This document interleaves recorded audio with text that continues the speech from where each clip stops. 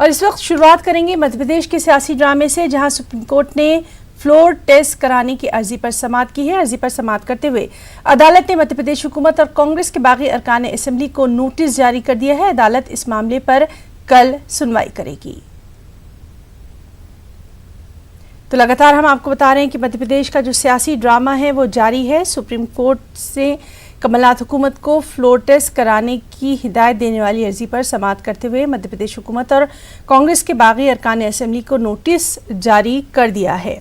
अदालत इस मामले पर कल समाअत करने वाली है। आपको बताएं कि गुज़िश्ता रोज़ मध्य प्रदेश के साबिक़ वज़ीर-ए-आला शिवराज सिंह चौहान ने अदालत में इस सिलसिले में अर्जी दाखिल की थी। तो लगातार हम अपडेट ले रहे हैं हमारे नुमाइंदे सुशील पांडे से, और सुबह भी हमने उनसे बात की थी। चलिए इस वक्त की कार्रवाई के बारे में जानेंगे।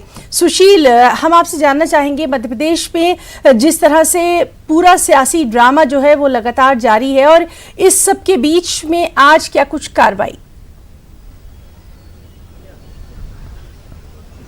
देखिए हिना, साफ तौर से इस पूरे मामले की जो सुनवाई है वो बमुश्किल 7 मिनट ही चली है सुप्रीम कोर्ट में। सुप्रीम कोर्ट में बीजेपी की तरफ से मुकुल रोहतगी अपीयर हुए थे और उन्होंने कहा कि जिस तरह मध्य प्रदेश के हालात हैं वो फिलहाल लोकतंत्र में का मजाक उड़ाने जैसा है, कि जिस तरह फ्लोर टेस्ट की बात गवर्नर की तरफ से कही गई है और अभी फ्लोर टेस्ट नहीं कराया जा रहा है, लिहाजा सुप्रीम कोर्ट इस मामले में इंटरवीन करे।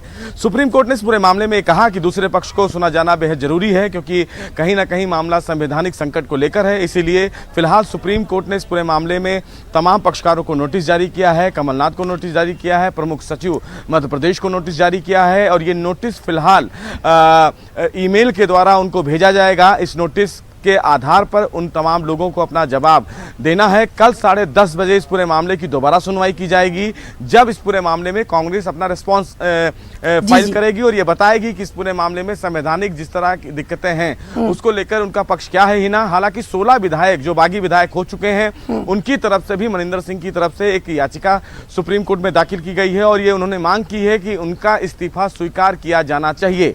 हालांकि सुप्रीम कोर्ट इस याचिका पर फिर सुनवाई के लिए तैयार हो गया है, लेकिन इन दोनों याचिकाओं पर सुप्रीम कोर्ट कल 10:30 बजे सुनवाई करेगा।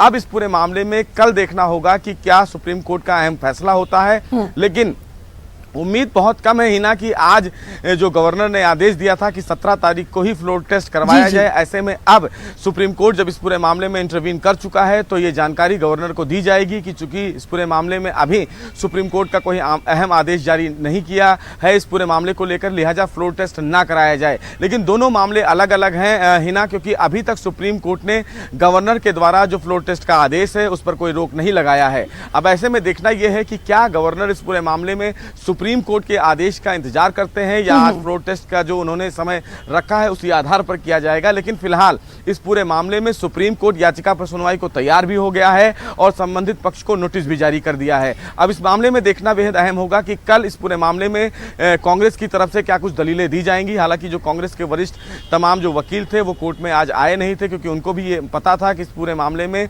सुप्रीम कोर्ट बिना दूसरे पक्ष को नोटिस जारी करे मामले की सुनवाई नहीं कर सकता है। तो देखना यह है कि कल 10:30 बजे इस पूरे मामले में जो सियासी घमासान है मध्य प्रदेश की पॉलिटिक्स को लेकर, उस पर क्या कुछ अहम आदेश देश की सबसे बड़ी अदालत जारी करती है। जी सुशील, आपका बहुत बहुत शुक्रिया अदा करना चाहेंगे तमाम तर तफसीली जानकारी के लिए, और लगातार मध्य प्रदेश के जो सियासी हालात हैं उस पर हमारी नजर बनी हुई है। सुशील, बहुत बहुत शुक्रिया आपका तमाम तर जानकारी के लिए।